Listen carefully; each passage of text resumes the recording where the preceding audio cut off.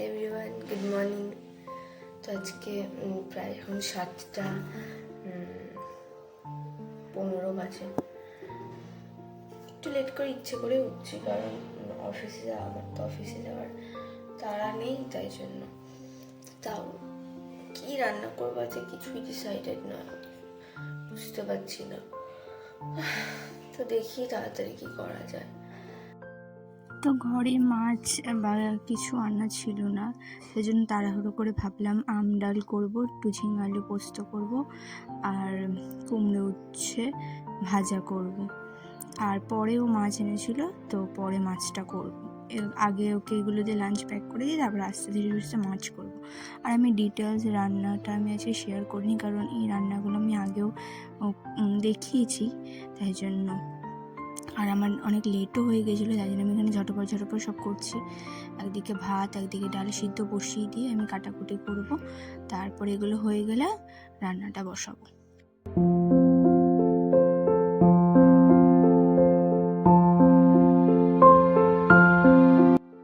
তো যেমন বললাম, আমি রান্নার ডিটেলস বিষয়েও শেয়ার করিনি, আর আমি কিচেনটাও ক্লিন করে নিয়েছি একদম, তোমাদের জাস্ট দেখিয়ে দিচ্ছি। এই যে, আর ডাল সিদ্ধটা আমার জনের জন্য। এই আম ডালের পরে 2টো আম রেখেছি আমি খাবো বলে, আমার এই কাঁচা আম খেতে খুবই ভালো লাগে। আর এটা হচ্ছে আম ডাল।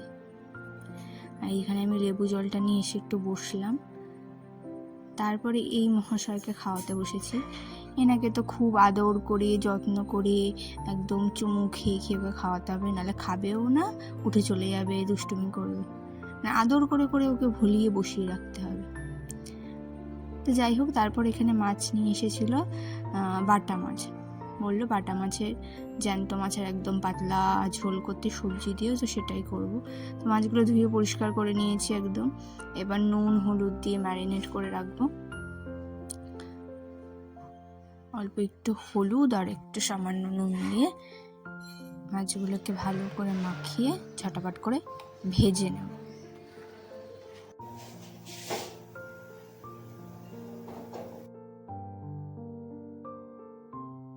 আমি ঢাল নিয়ে দাঁড়িয়ে আছি, আমি মাছ ভাজতে না আমার খুব ভয় লাগে। এরকম একবার আমার পুরো মাছ ফেটে পুরো তেল এসে আমার মুখে পড়েছিল, তারপর দিয়ে আমার খুবই ভয় লাগে। তো আমি খুব সাবধানে মাছ ভাজি, আর হয়ে গেলেই তাড়াতাড়ি সঙ্গে সঙ্গে ঢেকে দিই। তো আমার দেখলেই বুঝতে পেরেছে, রিলিফ পেলাম। তো এখানে মাছ ভাজা হয়ে গেছে, একটা একটা করে তুলে নিচ্ছি। এবার সামান্য একটু ফোড়ন দিয়ে, এটা বেশি কিছু লাগে না, আজকে আমি পটল আর আলু দিয়ে ঝোল করব।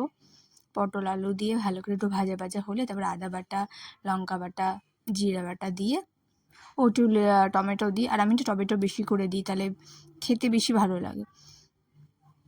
এখানে আদা বাটাটা দিয়ে দিলাম, তারপর লঙ্কা বাটা দেবো, দিয়ে একটু জিরা বাটা দিয়ে ভালো মতো কষিয়ে জল দিয়ে দেবো।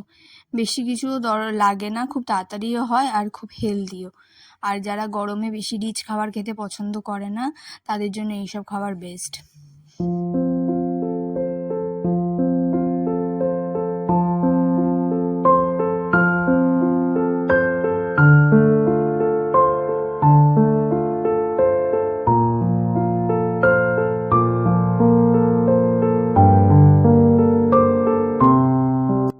তো দেখো, এখানে কষানোটা একদম রেডি। আমি দেখছিলাম আলুটা সিদ্ধ হয়েছে নাকি, তো আলুটাও একদম সিদ্ধ হয়ে গেছে। তো আমি জল দিয়ে দিয়েছিলাম, তারপরে ধনে পাতা দিয়ে, মাছটা আমি লাস্টে দিই, কারণ ছোটো ছোটো মাছ আর নরম তো, নাহলে ভেঙে যাবে।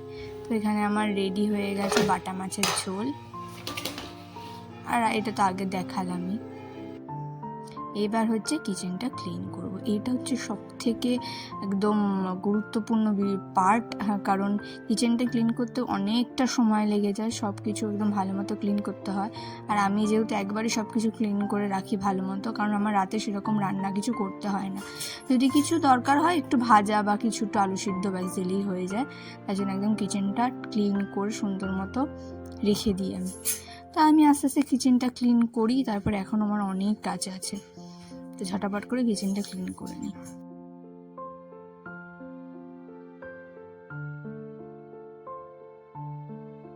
এখানে আমি মুখোশ পরে রেডি হয়েছে, যাবো একটু দোকানে, বাইরে এত রোদ, এইসব প্রিকশন না নিয়ে হবে না। তারপর একটু বাড়ি গেছিলাম, আমার বাড়িতে একটু দরকার ছিল, মা ডেকেছিল তাই। তারপরে বাজারঘাট কি এমনি একটুখানি দুধ দই এইসব কেনার ছিল, তো সেগুলো কিনে নিয়ে ফ্রিজে ঢুকিয়ে দিলাম। আর আমি নিয়ে এসেছিলাম আইসক্রিম, তো সেই জন্য সেগুলো সব ফ্রিজে ঢুকিয়ে নিই। তারপর আমি এইসব করে ঘর ঠর মুছে চলে গেছিলাম স্নান করতে।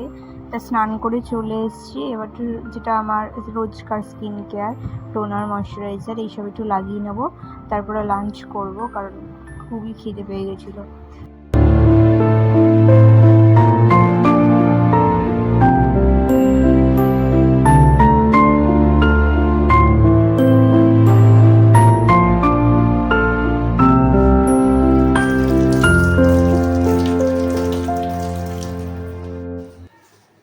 এখন প্রায় 2:30 বাজে, তো চলো লাঞ্চটা করে নিই। তো এইটা হচ্ছে আমার লাঞ্চ আজকের। বলে দিই লাঞ্চ আজকে কী কী আছে। এইটা হচ্ছে উচ্ছে কুমড়ো ভাজা, টক ডাল, এটা হচ্ছে আলু চচ্চড়ি, যেটা আমি কালকে রাতে করেছিলাম, ওটা একটু ছিল, আর এটা হচ্ছে বাটা মাছের ঝোল।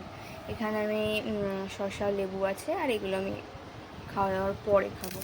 আর পোস্তটা আমি নিইনি, যেহেতু এই তরকারিটা আছে তাই জন্য। তো চলো জমিয়ে লাঞ্চ করা যাক। এখানে খেতে বসে পড়েছি, আর আমি না খেতে বসে কিছু না কিছু আমার একটা স্ট্রিম করতে হবে, সেটা কোনো কার্টুন হোক বা কোনো মুভি হোক। তো আমি বসে বসে সিনচ্যান দেখছিলাম। তো লাঞ্চ হয়ে গেছে, এখন বাজে ওই 3:12 মতো। লাঞ্চ করে সব বাসন মাজা, সব খাবার দাবার ফ্রিজে ঢোকানো, হাঁপিয়ে গেলাম। বসে বসে ফল খাবো, ব্যাস। তারপরে হয়ে গেল আমার, তখন বাজে ওই মোটামুটি 4:30 মতো। যে আইসক্রিমটা নিয়ে এসেছিলাম ওটা এখন খাবো বসে বসে। আমার এরকম হয়, ঘুম টুম না পেলে, কোনো কাজ বাজ না থাকলে এরকম আইসক্রিম কোল্ড ড্রিঙ্কস খেতে ইচ্ছে করে, কিছু ভারী নয়, এরকম জিনিস। আর আইসক্রিম খেয়ে আমার শুধু মুখের হাসিটা দেখবে, বাবা হাসি একদম বাত ফেটে পড়ছে, হাসি আর ধরে রাখতে পারছি না আমি।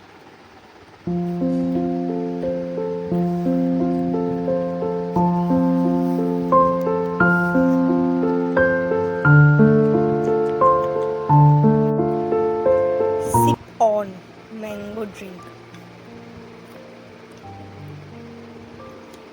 নতুন, দেখা যাক খেতে কেমন লাগে।